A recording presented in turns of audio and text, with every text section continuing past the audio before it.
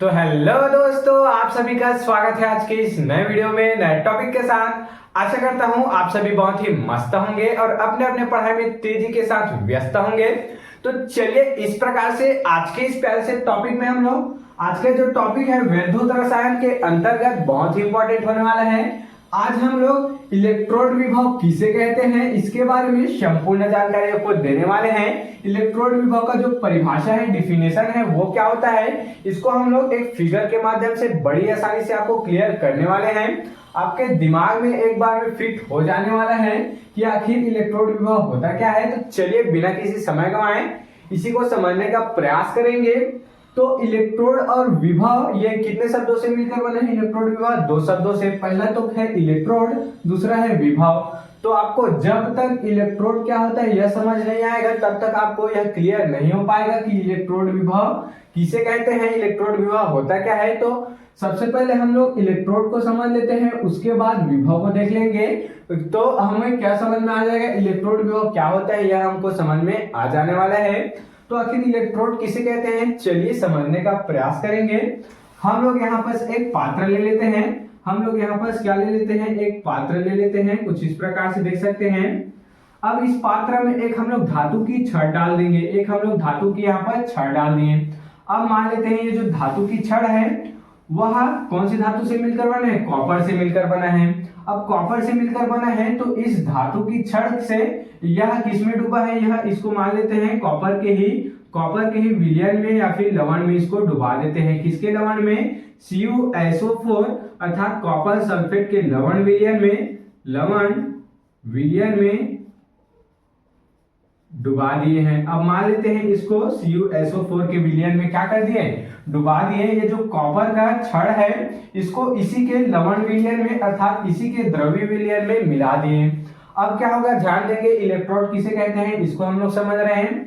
तो ध्यान देंगे जब हम लोग इस कॉपर के छड़ को उसी के द्रव्य विलयन में या फिर लवण में क्या कर देते हैं, डुबा देते हैं, तो इस कॉपर विलयन में, इस कॉपर के छड़ में एक आवेश उत्पन्न हो जाता है, एक आवेश उत्पन्न हो जाता है। तो इसी को क्या कहते हैं, इसी को इलेक्ट्रोड कह दिया जाता है। आशा करता हूं इलेक्ट्रोड क्या है क्लियर हो गया। ध्यान देंगे यहाँ पर जब हम लोग कोई भी छड़ लेते हैं अर्थात हम लोग जब कॉपर का छड़ लिए हैं तो इसमें कॉपर विलयन में डुबाएंगे, जिंक का छड़ लेंगे तो जिंक के विलयन में डुबाएंगे, जिंक सल्फेट में डुबाएंगे। तो इसमें क्या ले रहे हैं, कॉपर का एक छड़ ले रहे हैं तथा उसको हम लोग किस में डुबा रहे हैं, CuSO4 अर्थात कॉपर सल्फेट में डुबा दे रहे हैं। तब क्या हो जाएगा, इस छड़ में एक क्या उत्पन्न हो जाएगा, आवेश उत्पन्न हो जाएगा। देख सकते हैं इसमें एक आवेश उत्पन्न हो रहा है, एक आवेश उत्पन्न हो रहा है तथा इसी को क्या कहते हैं, इसी को ही इलेक्ट्रोड कह दिया जाता है। अब चलिए इलेक्ट्रोड विभव क्या होता है इसको समझने का प्रयास करते हैं। तो इसके लिए हम लोग एक और यहाँ पर पात्र ले लेते हैं, समझने के लिए एक और पात्र ले लेते हैं तथा एक और यहाँ पर क्या ले लिए, छड़ ले लिए। अब इस छड़ में क्या है, ये जो छड़ है वो मान लेते हैं जिंक का है, किसका है, Zn का है। अब इसमें जिंक का छड़ है तो इसमें जो लवण होगा अर्थात जो इसमें द्रव होगा वो भी क्या होगा, जिंक सल्फेट होगा अर्थात ZnSO4 होगा। देख सकते हैं तो इसका लवण होगा। ध्यान देंगे जिसका छड़ होगा उसी का हमको इसमें क्या लेना है, लवण लेना है। मान लेते हैं कि इसको भी हम लोग जिंक सल्फेट के लवण में क्या कर दिए हैं, इसको डुबा दिए हैं। तो इसमें भी एक आवेश उत्पन्न हो जाएगा। तो इसमें मान लेते हैं यहाँ पर माइनस आवेश उत्पन्न हो जाता है। क्या आवेश उत्पन्न हो जाता है, माइनस आवेश उत्पन्न हो जाता है। तो अब क्या होगा, ये जो जिंक का एक छड़ है इसी को क्या कह देते हैं, इसी को ही इलेक्ट्रोड कह देते हैं। अब हम लोग समझने वाले हैं कि इलेक्ट्रोड विभव क्या होता है। तो ध्यान देंगे इलेक्ट्रोड विभव क्या होता है, जब हम लोग किसी भी छड़ को अर्थात कॉपर के छड़ को या फिर किसी भी छड़ को उसी के द्रव्य विलयन में डुबा देते हैं तो क्या हो जाता है, इस पर अर्थात इस छड़ पर उस विलयन से अपोजिट क्या उत्पन्न हो जाता है, आवेश उत्पन्न हो जाता है। अर्थात ये जो विलयन है वह कैसा होगा, माइनस आवेश में होगा। ये जो विलयन है वह कैसा होगा, ऋण आवेश होगा। इसी कारण इसमें धन आवेश उत्पन्न हो जाता है तथा जब छड़ धन आवेश से क्या हो जाता है, परिपूर्ण हो जाता है, ये विलयन क्या होता है, माइनस आवेश होता है तथा इसके अपोजिट जस्ट क्या हो जाता है, ये जो छड़ है वह धन आवेश हो जाता है तथा इसके सिरों पर, इस छड़ के सिरों पर एक विभव उत्पन्न होता है, एक विभव उत्पन्न हो जाता है तथा इसी विभव को ही इलेक्ट्रोड का विभव कह दिया जाता है, इसी को इलेक्ट्रोड विभव कह दिया जाता है। आशा करता हूं आपको क्लियर हो गया होगा। ध्यान देंगे परिभाषा, इधर 3 लाइन में जो लिखा है इसको रटना बिल्कुल भी नहीं है, हमको जो परिभाषा है यहीं से याद कर लेना है। चलिए देख लेते हैं परिभाषा क्या होता है, यहाँ पर देख लेते हैं। हम अभी क्या बताएं आपको, जब कॉपर के छड़ को उसी के अर्थात कॉपर सल्फेट के विलयन में डुबोया जाता है तो इस विलयन से अपोजिट आवेश इस क्षण में उत्पन्न हो जाता है तथा आवेश उत्पन्न होने के कारण इसके सतह पर एक विभव लगने लगता है, अर्थात एक विभव उत्पन्न हो जाता है तथा इसी विभव को ही इलेक्ट्रोड का विभव कहते हैं। इलेक्ट्रोड पर लगने वाले विभव को इलेक्ट्रोड विभव कहते हैं। समझने के लिए आप ये याद रख सकते हैं।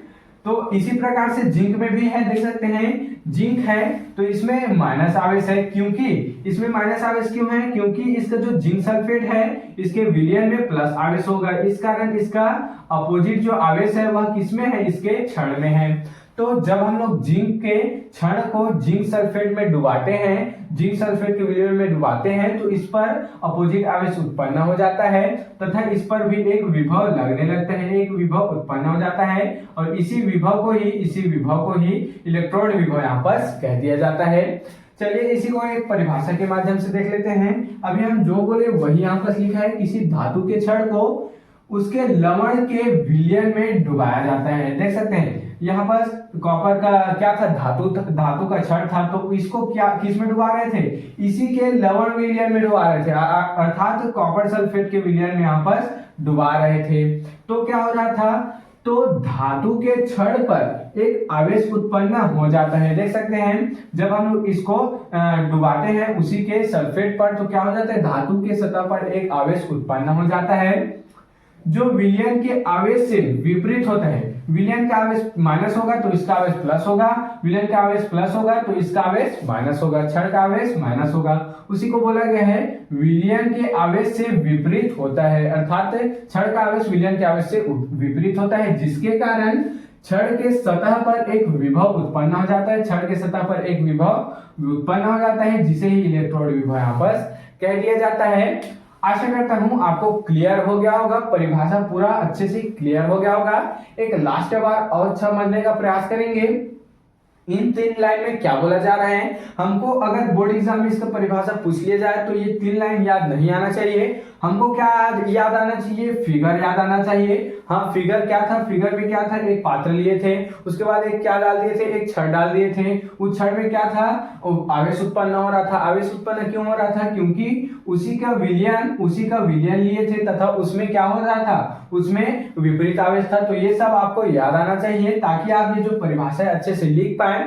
तो चलिए एक बार और समझ लेते हैं क्या होता है इलेक्ट्रॉन विभव क्या है। जब हम लोग कोई भी क्या लेते हैं, लवण क्या लेते हैं, धातु का छड़ लेते हैं, अर्थात कोई भी हम लोग धातु का छड़ लेते हैं तथा उसे उसी धातु के विलयन में डुबो देते हैं, उसी धातु के विलयन या फिर लवण में डुबो देते हैं तो क्या होता है, इस क्षण में, इस धातु की क्षण में एक आवेश उत्पन्न हो जाता है। आवेश उत्पन्न होने के कारण इसके सतह पर एक विभव उत्पन्न हो जाता है तथा इसी विभव को ही इलेक्ट्रोड विभव कहते हैं। इलेक्ट्रोड में उत्पन्न होने वाले विभव को ही इलेक्ट्रोड विभव कहते हैं तथा आपको जो परिभाषा है वह इस प्रकार से 3 लाइन में लिख लेना होगा। आपको यहाँ पर जो ये परिभाषा है 3 में 3 नंबर, 2 में 2 नंबर यहाँ पर मिल जाएगा। तो चलिए इस प्रकार से आज के इस प्यारे से टॉपिक में इलेक्ट्रोड विभव को समझ चुके हैं। आप इसका स्क्रीनशॉट यहाँ पर ले सकते हैं। तो आशा करता हूं कि आपको जो इलेक्ट्रोड विभव है बिल्कुल आसानी से क्लियर हो गया होगा। अगर आपको जो टॉपिक है समझ में आया होगा तो मेरे चैनल को जल्दी से सब्सक्राइब कर लेना और बेल वाले आइकन को दबाकर भी प्रेस कर लेना ताकि आपको ऐसी अच्छे इंफॉर्मेटिव वीडियो की नोटिफिकेशन सबसे पहले आप तक ही पहुंचती रहे और आप 12th केमिस्ट्री की तैयारी अच्छे इंपॉर्टेंट टॉपिक के साथ कर पाए। तो चलिए फिर मिलते हैं किसी नेक्स्ट वीडियो में नए टॉपिक के साथ। तब तक के लिए जय हिंद, जय भारत।